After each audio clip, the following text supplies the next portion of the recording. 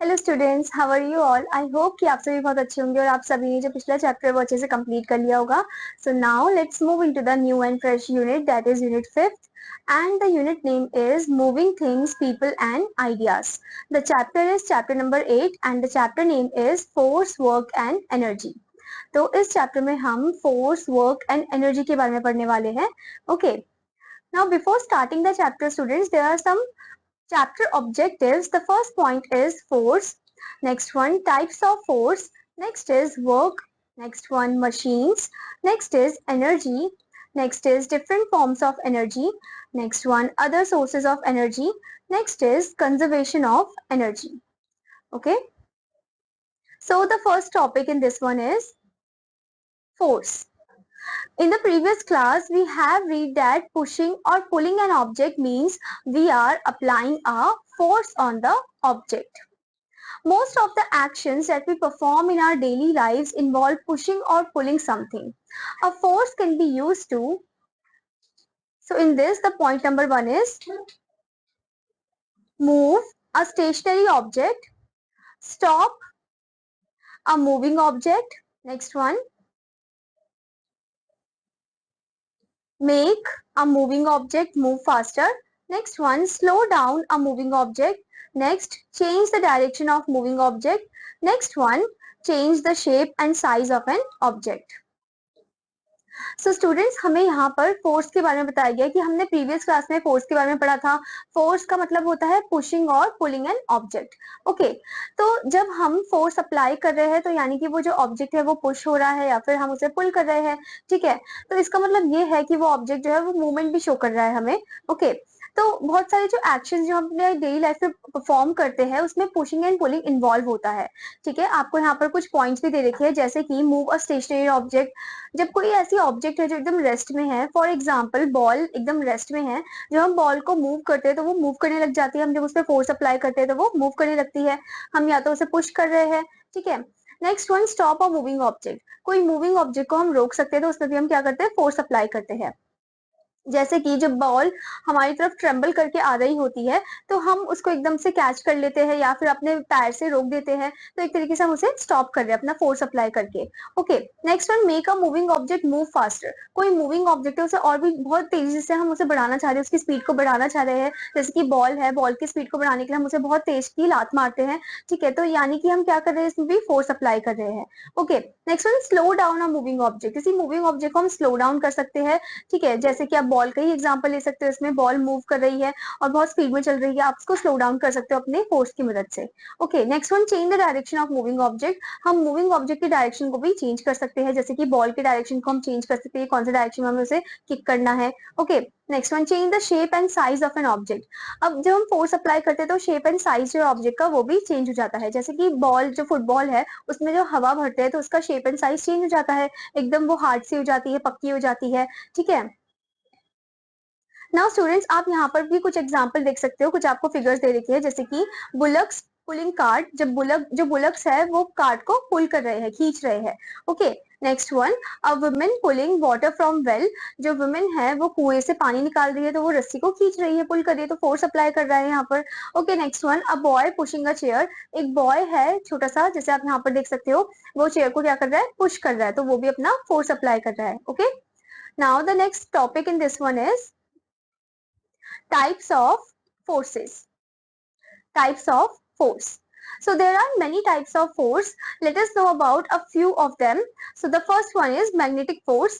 When we bring a magnet near iron nails, the magnet attracts the nails. This because magnet has a force that attracts the iron nails. The force applied by a magnet on an object is called magnetic force or magnetism. Okay, so यहाँ पर हमें बताया गया है कि जब हम magnet को किसी ऑब्जेक्ट के नियर लाते हैं, जैसे कि फॉर एग्जांपल आयरन नेल्स हो गए, कील हो गए, उनके नियर हम ले गए, तो जो मैग्नेट है वो अट्रैक्ट कर रहे हैं, वो क्या कर रहे हैं, नेल्स को अट्रैक्ट कर रहे हैं अपनी तरफ। और ये क्यों होता है, क्योंकि जो मैग्नेट है उस पर एक फोर्स है, एक मैग्नेटिक टाइप का फोर्स है। ठीक है, जो अट्रैक्ट करता है किसको, आयरन नेल्स को। सो ये जो फोर्स जो अप्लाई हो रहा है, मैग्नेट जब अप्लाई कर रहा है एक ऑब्जेक्ट पे, उसे हम क्या बोलेंगे, मैग्नेटिक फोर्स बोलेंगे या फिर मैग्नेटिज्म बोलेंगे। ओके स्टूडेंट्स, जैसे कि स्टूडेंट आप इस फिगर में भी देख सकते हो, आपको मैग्नेट की पिक्चर दे रखी है। a magnet. Now the next type of force is frictional force. Why does a rolling ball stop after some time? This is because of the force of friction. Frictional force slow down a moving object. We are able to walk because of frictional force. So जब यहाँ पर आपसे question पूछा गया है कि क्यों एक रोलिंग बॉल जो है वो स्टॉप हो जाती है कुछ टाइम पीरियड के बाद, ये इसी वजह से क्योंकि कौन सा फोर्स इसमें अप्लाई हो रहा है, फ्रिक्शनल फोर्स इसमें अप्लाई हो रहा है, फोर्स ऑफ फ्रिक्शन इसमें अप्लाई हो रहा है। जो ये फ्रिक्शनल फोर्स है ये स्लो डाउन कर देता है किसी मूविंग ऑब्जेक्ट को। ठीक है, जैसे कि आप व्हीकल्स को भी देख सकते हो, व्हीकल्स जब स्टॉप हो रही होती है तो फ्रिक्शनल फोर्स ही है जिसकी मदद से वो स्टॉप होता है। हम जब तेज से दौड़ते हैं, हमें जब एकदम से हम जब रुकते हैं तो ये भी हम फ्रिक्शनल फोर्स की मदद से ही रुकते हैं। Okay, so we are able to walk because of frictional force only. Okay, now the next type of force is gravitational force. Everything that we throw up comes down. Ripe fruits always fall on the earth from the trees. We cannot jump beyond a certain height. Do you know why? our earth exerts our earth exerts a force on every object that attract object towards the center of the earth. This force is known as gravity or gravitational force. Okay okay. अब जो भी चीज हम ऊपर की तरफ फेंकते हैं वो नीचे की तरफ ही गिरती है। फ्रूट्स जब पक जाते हैं तो वो नीचे की तरफ ही गिरते हैं। ठीक है, और हम भी जब जब जंप करते हैं तो हम एक सर्टेन हाइट तक ही जंप कर पाते हैं, उससे आगे नहीं। ठीक है, क्योंकि हमारा जो डायमेंशन है स्टूडेंट्स वो 3 डायमेंशनल है, 3D फॉर्म में है। ओके, उससे ज्यादा नहीं है, तो इसलिए हम एक सर्टेन हाइट पर ही जंप कर पाते हैं। ओके, और कोई भी ऑब्जेक्ट जो होती है वो नीचे की तरफ ही गिरती है। तो ये किस वजह से होता है? क्योंकि हमारे अर्थ में क्या प्रेजेंट है? ग्रेविटी प्रेजेंट है, जिसकी वजह से जो भी ऑब्जेक्ट है वो नीचे की तरफ ही गिरेगी, और हम भी ग्रेविटी की वजह से ही अर्थ पे ही है। ठीक है, अगर ग्रेविटी नहीं होती तो हम स्पेस में ऐसे उड़ रहे होते। ओके, सो ये जो फोर्स है इसको हम क्या बोलते हैं? ग्रेविटेशनल फोर्स बोलते हैं। Okay, now the next type of force is elastic force. A stretched rubber band regains its original position on being released because of elastic force. Elastic force arises when a body deforms. So एक stretch अगर जैसे कि आपको यहाँ पर क्या करना है, एक रबर बैंड लेना है। रबर बैंड को जो आप स्ट्रेच करते हो तो उसका जो शेप है वो चेंज हो जाता है। ठीक है, तो इस फोर्स को हम क्या बोलेंगे? इसको हम इलास्टिक फोर्स बोलेंगे।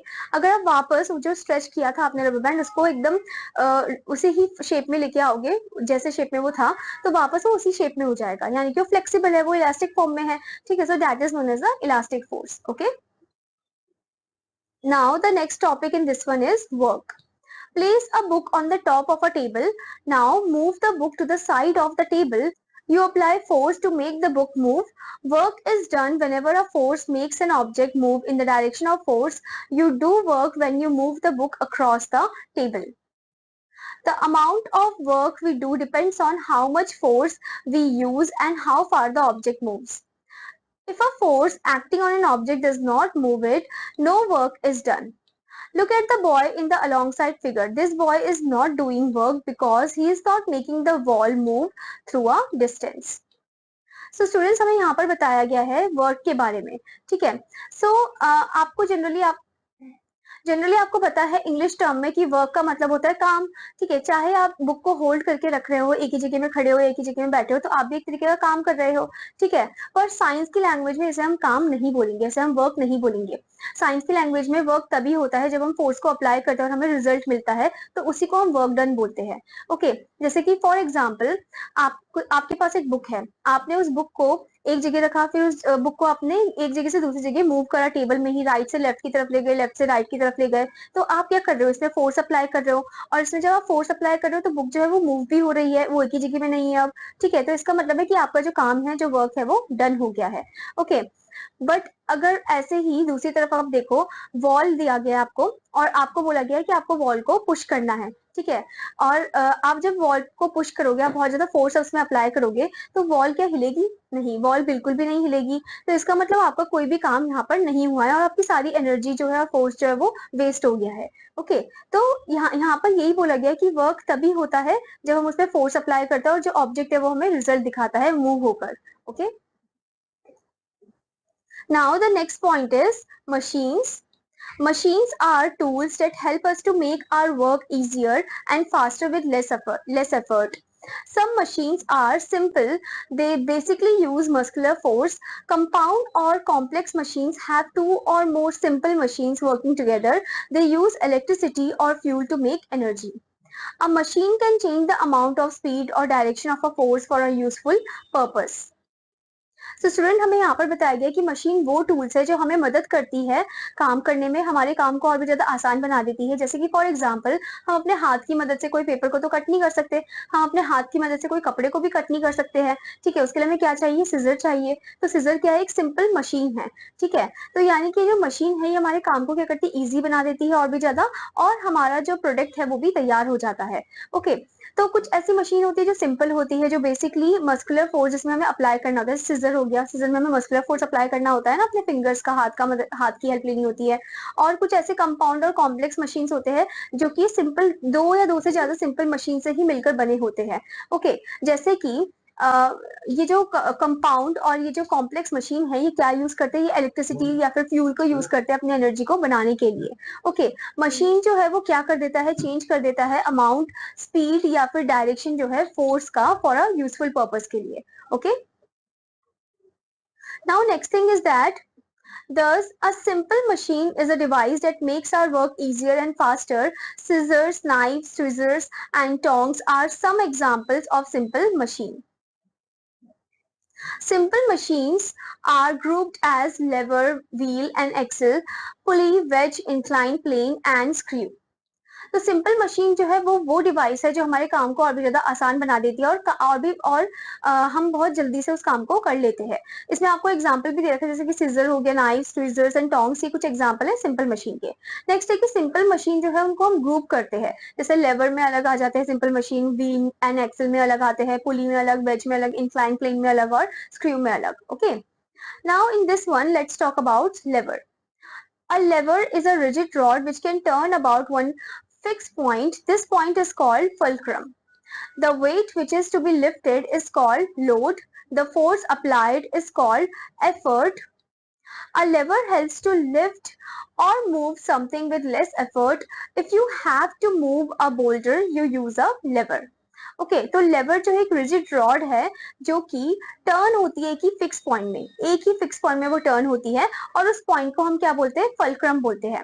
ठीक है, वो जो वेट लिफ्ट करती है उसको हम क्या बोलते हैं, लोड बोलते हैं, जो जिस वेट को वो लिफ्ट कर रही है। ओके, एंड जो फोर्स अप्लाई हो रहा है उसको हम क्या बोलते हैं स्टूडेंट, एफर्ट बोलते हैं। ओके, लेवर जो है वो मदद करता है चीजों को उठाने में और कोई कुछ चीजों को मूव करने में in the less effort. Okay, if you have to move a boulder you use a lever. अगर हमें बोल्डर को मूव करना होता है तो हम क्या यूज करते हैं, लेवर का यूज करते हैं। ठीक है students, based on the positions of the fulcrum, the load and the effort, scientists have classified levers into the following three types. अब कुछ ऐसे position of the fulcrum के basis में and load and effort के basis में scientists ने lever को three types में divide कर रखा है। ठीक है, so सबसे पहले आपको दिया है first class levers which have the fulcrum in the middle, the load and the effort are on the side, either side of the fulcrum. Okay, तो फर्स्ट क्लास लेवल में क्या होता है कि जो फलक्रम है वो बीच में होता है और दोनों तरफ क्या होते हैं, लोड होते हैं जो उसे कैरी करने होते हैं। जैसे कि आप वेजिटेबल जो वेजिटेबल सेलर होते हैं, फ्रूट सेलर होते हैं, उनके पास जो तराजू होता है ना, उसमें भी आप देखते होंगे फलक्रम बीच में होता है और दोनों तरफ से वेट नापने के लिए यूज किया जाता है। ठीक है, लोड होता है। एंड यहाँ पर भी आप देख सकते हो हैंडपंप भी इसका एग्जाम्पल आपको दे रखा है। ठीक है, जिसमें फलक्रम मिडिल में होता है। सी सॉ एक और एग्जाम्पल है। Okay, next one beam balance, next is hammer. Okay, now the next type of lever is second class levers. Second class lever have the load in the middle, the effort and the fulcrum are on the either side of the load. अब यहाँ पर second class lever में जो load है वो बीच में होता है और जो effort और fulcrum है वो दोनों तरफ होते हैं, एक एक एंड में होते हैं, जैसे कि आप इस फिगर में भी देख सकते हो। ओके, तो इसका एग्जाम्पल आपको दे रखा है व्हील बैरो, बॉटल ओपनर, ठीक है, एंड नट क्रैकर। ठीक है, जिसमें लोड बीच में होता है एंड एफर्ट और फलक्रम दोनों साइड होता है। Now next type of lever is third class levers which have the effort in the middle, the load and the fulcrum are on either side of the effort. यहाँ पर क्या होता है, effort बीच में आता है और लोड और फलक्रम एक एक एंड में होते हैं, जैसे कि आप इस फिगर में भी देख सकते हो।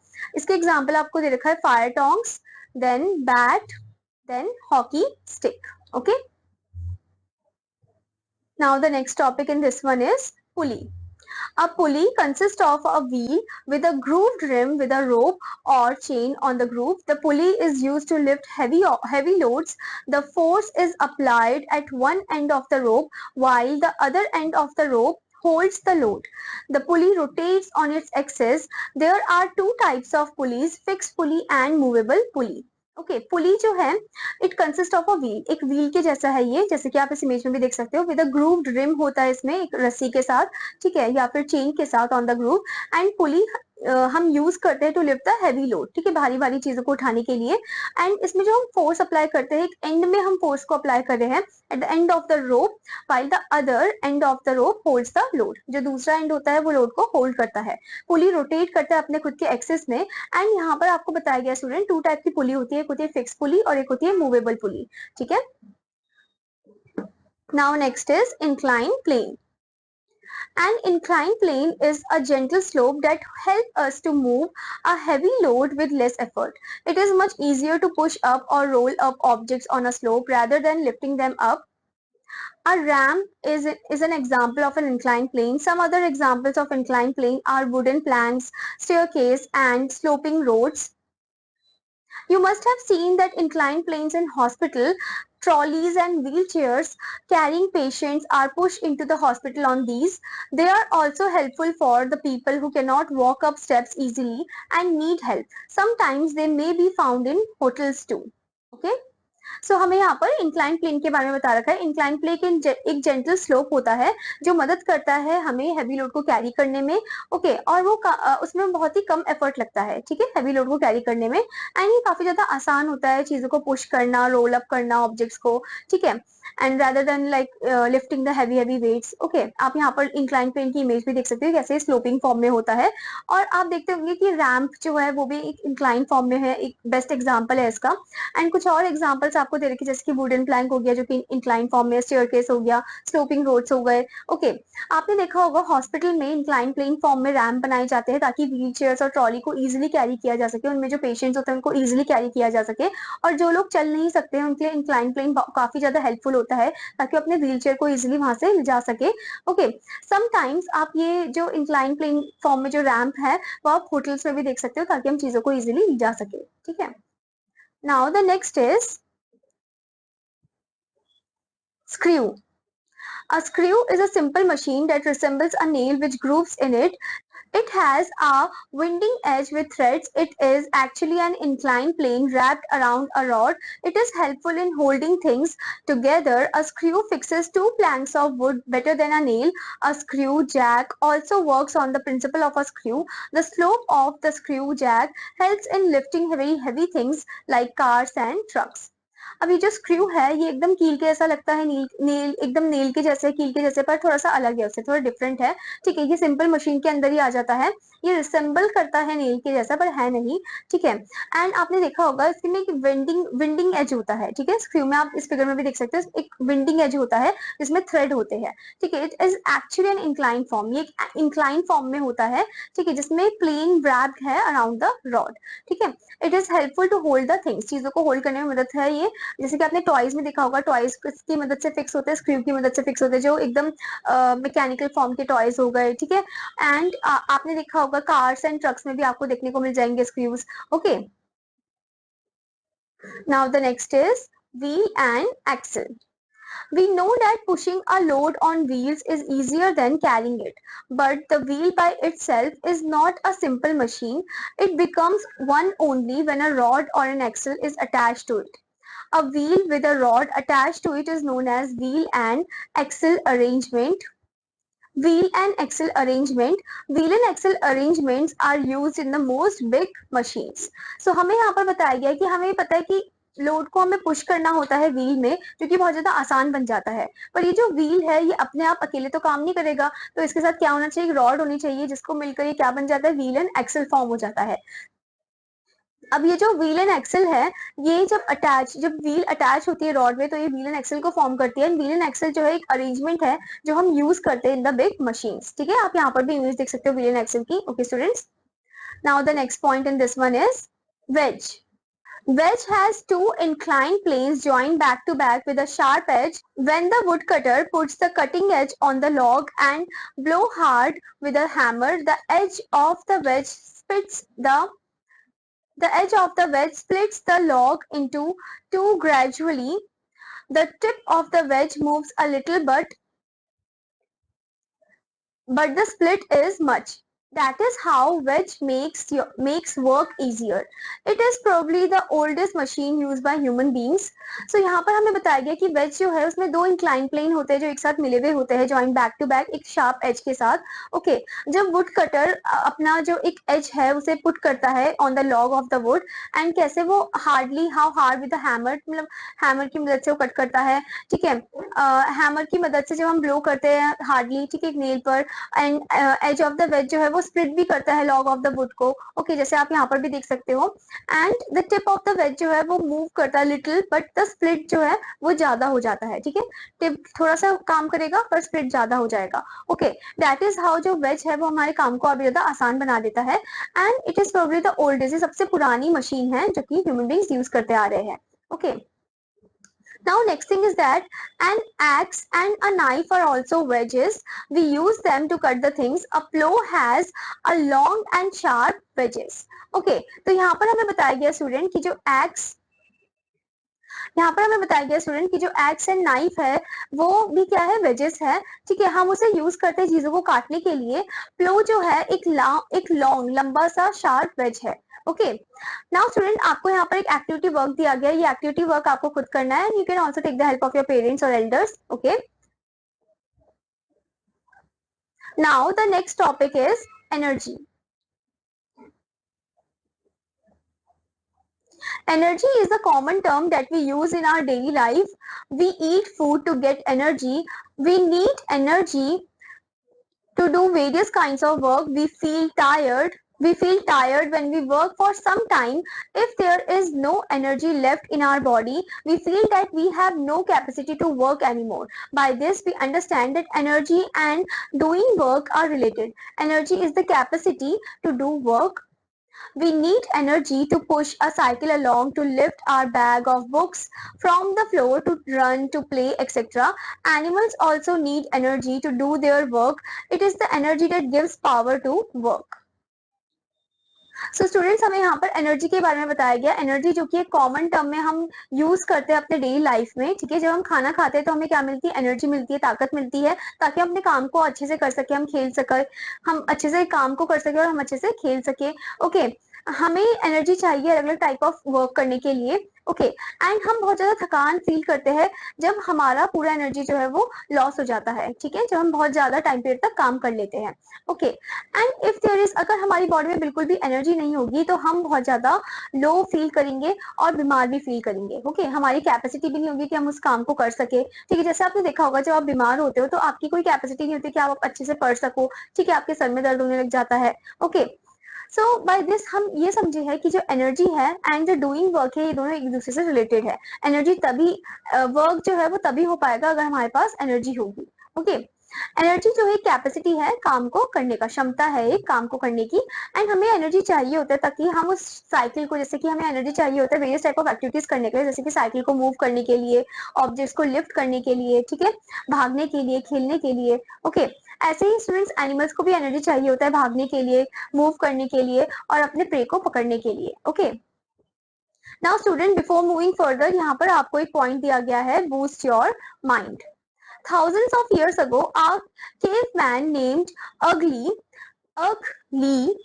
needed a better way to cut up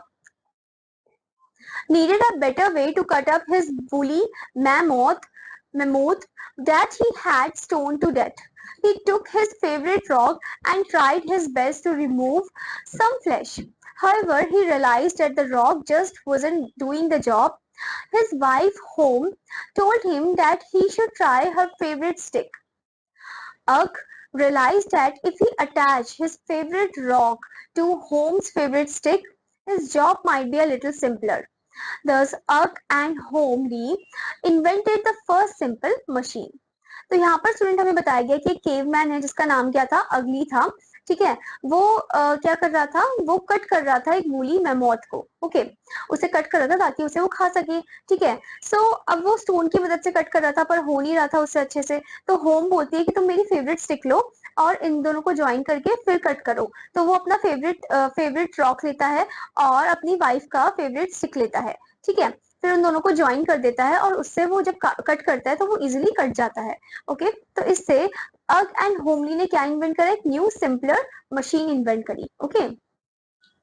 now the next point in this one is different forms of energy. So सबसे पहले हमें दिया है मैकेनिकल एनर्जी के बारे में। Mechanical energy is the energy which is possessed by an object due to its motion और due to its position. Mechanical energy students वो एनर्जी है जो कि पोजेस करता है कौन, एक object due to its motion की मदद से, यानी कि जब वो चल रहा हो या फिर उसकी पोजीशन की मदद से, okay. Mechanical energy can be either kinetic energy, energy of motion, or potential energy, stored energy of position. A moving car possesses mechanical energy due to its motion, kinetic energy. Due to its motion, kinetic energy. A drawn bow possesses mechanical energy due to its stressed position, elastic potential energy. तो हमें यहाँ पर बताया गया student कि जो mechanical energy है वो काइनेटिक एनर्जी भी हो सकती है, एनर्जी ऑफ मोशन भी हो सकता है, या फिर पोटेंशियल एनर्जी भी हो सकती है, यानी कि स्टोर एनर्जी ऑफ पोजीशन भी हो सकता है, ओके। जैसे कि मूविंग कार जो है वो क्या पोजेस करती है, मैकेनिकल एनर्जी पोजेस करती है ड्यू टू इस मोशन की वजह से, मोशन यानी कि काइनेटिक एनर्जी हो गया। और जब हम बो को ड्रॉन करते हैं, ठीक है, तो वो एक मैकेनिकल एनर्जी पोजेस कर रहा है due to its stress position, जिसको हम इलास्टिक पोटेंशियल एनर्जी बोलते हैं, okay. Now next type of energy is electrical energy. The energy that we get from electric current is called electrical energy. It is used to run appliances. It is used to run appliances like television, washing machine, etc. It is generated at power stations and supplied to our homes. सो हमें यहाँ पर student electrical energy के बारे में बताया गया है कि जो एनर्जी हमें इलेक्ट्रिक करंट से मिलती है उसे हम इलेक्ट्रिकल एनर्जी बोलते हैं। ये हम यूज करते हैं अप्लायंसेस को चलाने में, जैसे कि टीवी हो गया, वॉशिंग मशीन हो गया, जैसे आप इस फिगर में भी देख सकते हो। Now the next type of energy is heat energy. One of the most important forms of energy is heat energy. Energy in other forms often is changed to heat energy before it is used. In steam engines, chemical energy is changed into heat energy, which then change water to steam. Nowadays, nearly every aspect of life is controlled by heat. While traveling in a bus or car, we depend on heat energy inside the engine for its motion. For obtaining energy for day-to-day work, we consume food which is cooked by heat energy. So यहाँ पर हमें बताया गया है कि one of the most important form of energy कौन सी है, heat energy है, ठीक है। एनर्जी जो कि हमें अलग अलग फॉर्म में मिलती है, जैसे कि केमिकल एनर्जी जो है वो चेंज हो जाती है हीट एनर्जी में, ओके। एंड ऐसे ही आपने देखा होगा स्टीम इंजन में जो केमिकल एनर्जी है वो कन्वर्ट हो जाती है किसमें, हीट एनर्जी में कन्वर्ट हो जाती है, जिससे क्या होता है, पानी से क्या फॉर्म करते हैं, स्टीम फॉर्म होता है, ओके। और आपने आजकल स्टूडेंट देखा होगा कि ज्यादातर हमारी जो लाइफ है वो किससे कंट्रोल्ड है, हीट से ही कंट्रोल्ड है, क्योंकि जब हम ट्रैवल करते हैं कार में, बस में, तो इसमें भी क्या होता है, हम हीट एनर्जी पे डिपेंड कर रहे हैं। जब वो फ्यूल बर्न हो रहा है तो हीट एनर्जी प्रोड्यूस हो रही है ना। एंड हमें एनर्जी जो है वो डे टू डे वर्क काम करने के लिए हमें कहाँ से मिलती है, खाने से मिलती है, ठीक है। सो जो खाना हम बनाते हैं वो भी क्या हो रहा है, हीट एनर्जी की मदद से प्रोड्यूस हो रहा है, okay. Now student, before moving further, there is a point given, boost your mind. It was in 1765 that a young scientist, James Watt, made use of the fact that the steam, by virtue of heat in it, can move object. He was successful in inventing a steam engine. So यहाँ पर हमें किनके बारे में बताया गया, James Watt के बारे में बताया गया, जिन्होंने 1765 में क्या इन्वेंट किया था, स्टीम इंजन को इन्वेंट किया था, okay. Now student, the next type of energy is wind energy. Wind energy is plentiful, renewable, widely distributed, clean and non-polluting. Therefore, it is considered by experts to be more environment friendly than many other energy sources. Wind power is the conversion of wind energy into a useful form such as electricity using the turbines. So यहाँ पर हमें बताया गया कि जो wind energy है वो plentiful है, renewable है, widely distributed form में है, clean है, non-polluting है, ठीक है। और experts का मानना है कि जो wind energy है काफी environment friendly है as compared to the other energy sources, and wind power जो मदद करता है conversion of wind energy into the useful form, form, जैसे कि आप देख सकते हो यहाँ पर आपको विंडमिल दिया है, तो विंड जब चलती है तो उसके टर्बाइंस मूव होते हैं विंडमिल के, और उससे क्या प्रोड्यूस होता है, इलेक्ट्रिसिटी प्रोड्यूस होता है। ओके, और वाटर को भी हम ड्रॉ आउट कर सकते हैं, ठीक है, इरिगेशन में हेल्प होता है। Now next point is solar energy. Energy of the sun is called solar energy. Solar energy is used to cook food in solar cookers, to heat water in solar heaters, etc. It is also used in solar calculators and solar watches. अब जो energy हमें सन से मिलती है, सूरज से मिलती है, उसे हम सोलर एनर्जी बोलते हैं। और सोलर एनर्जी हम यूज करते हैं खाने को पकाने के लिए, पानी को हीट करने के लिए एक सोलर हीटर में, and it is also use in solar calculator में भी यूज होता है ये सोलर एनर्जी, और सोलर वॉचेस में भी यूज होता है। आप जैसे यहाँ पर देख सकते हैं सोलर कुकर आपको दिया है student. Okay, now the next type of energy is magnetic energy. A magnet also possesses energy. We know that an iron nail is attracted by a magnet. In many factories, scrap iron is separated from a heap of waste material by using buck electromagnets fitted to a crane. So student हमें यहाँ पर बताया गया कि जो magnet है वो भी एनर्जी प्रोड्यूस करता है, ठीक है।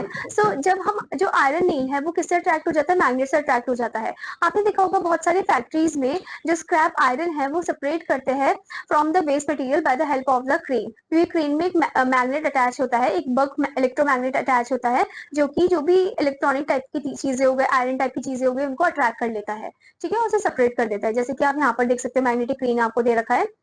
Now the next type of energy is sound energy. Sound is vibration transmitted through a solid, liquid or gas.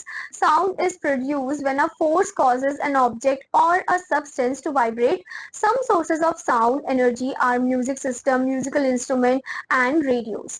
Okay, sound जो एक वाइब्रेशन ट्रांसमिटेड है, ठीक है, through a solid, liquid and gas. और जो साउंड है वो प्रोड्यूस होता है जब फोर्स अप्लाई होता है, ठीक है, जिससे जो ऑब्जेक्ट है वो वाइब्रेट होने लग जाता है, वो एक साउंड प्रोड्यूस करता है। ओके, कुछ ऐसे सोर्सेज ऑफ साउंड एनर्जी आपको दे रखा है, जैसे कि म्यूजिक सिस्टम हो गया, musical instrument, radio. Okay, now let's know about other sources of energy. Other sources of energy. In our country, huge amount of cattle dung is used to make dung cake and burned for cooking and heating water. If the dung is mixed with water, it produces a gas called biogas or gobar gas. It can be used for cooking, heating water and in gas lights.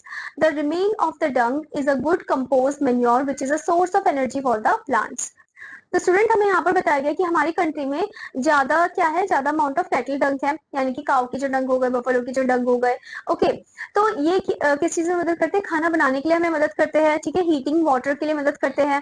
Okay, और जब हम इसे पानी में mix कर देते हैं तो ये गैस प्रोड्यूस करता है, और उस गैस को हम क्या बोलते हैं, बायोगैस बोलते हैं, गोबर गैस बोलते हैं, जिससे इलेक्ट्रिसिटी प्रोड्यूस होता है, ठीक है। और ये खाना बनाने के लिए भी हम यूज करते हैं, जब इसे हम आग में बर्न करते हैं तो इससे हम खाना बना सकते हैं, इसके ऊपर हम यूटेंसिल्स रख सकते हैं, बर्तन रख सकते हैं, फिर खाना कुक कर सकते हैं, पानी को गर्म कर सकते हैं, ठीक है, गैस लाइट प्रोड्यूस हो सकती है। और ये अच्छा क्या है, एक मेन्योर है जो कि प्लांट्स की ग्रोथ के लिए काफी ज्यादा इंपॉर्टेंट है। Now the next point is conservation of energy. We are mostly dependent on fossil fuels for our energy requirement. Fossil fuels are non-renewable sources of energy. Their stock is limited. One day we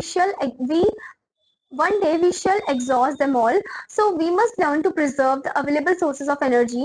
We should use fossil fuels economically. We should not waste electricity and fuels. We must find alternative sources of energy. We must make use of renewable sources of energy like the sun, water, and biomass. The use of renewable sources of energy will not only reduce our dependence on fossil fuels, but also help in reducing pollution.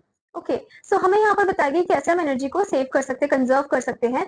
हमें जो renewable sources of energy, जो non renewable sources of energy है student, जैसे कि petrol हो गया, fuel हो गया, सीएनजी हो गई, ये सब हमें ज्यादा यूज नहीं करना चाहिए, हमें इसे इकोनॉमिकली यूज करना चाहिए। जब इसका यूज हो तभी करना चाहिए, वेस्ट नहीं करना चाहिए, ठीक है, क्योंकि आने वाले फ्यूचर में ये हमें बिल्कुल भी नहीं मिलेगा। ओके, सो हमें इसकी जगह क्या यूज करना चाहिए, renewable sources of energy use करना चाहिए, सोलर एनर्जी, विंड एनर्जी हमें यूज करना चाहिए, ठीक है, इलेक्ट्रिसिटी को जनरेट करने के लिए, व्हीकल्स चलाने के लिए। ओके, जैसे कि आजकल आप देखते हो, आजकल बैटरी की मदद से या फिर इलेक्ट्रिसिटी की मदद से व्हीकल जो है वो चलती है। ओके, सो यहाँ पर ये बताया गया है कि जो एनर्जी है उसे हमें कंजर्व करना है, उसे हमें बचा कर रखना है, ठीक है, for the future use. Now student आपको यहाँ पर दिया वर्ड बैंक, ये वर्ड बैंक आपको लिखना है, अच्छे से याद भी करना है। Now let's move into the summary point, that is the main points. Point number 1 in this is the force applied by a magnet on an object is called magnetic force or magnetism. Next one, frictional force slows down a moving object. Next one, elastic force arises when a body deforms. Next one, work is done whenever a force makes an object move in the direction of force. Next one, a simple machine is a device that makes our work easier and faster. Next one, simple machines are grouped as lever, wheel and axle, pulley, wedge, inclined plane and screw. Next one, energy is the capacity to do work. Next one, mechanical energy is the energy which is possessed by an object due to its motion or due to its position. Next one, the energy that we get from electric current is called electrical energy. Next one, energy of the sun is called the solar energy, and the next one is fossil fuel are non-renewable sources of energy. I hope student that you understood this chapter और आपका homework है कि आपको chapter को अच्छे से पढ़ना है और इसकी एक्सरसाइजेस भी अच्छे से कंप्लीट करनी है. Now I will meet you in another class. Till then students, bye bye.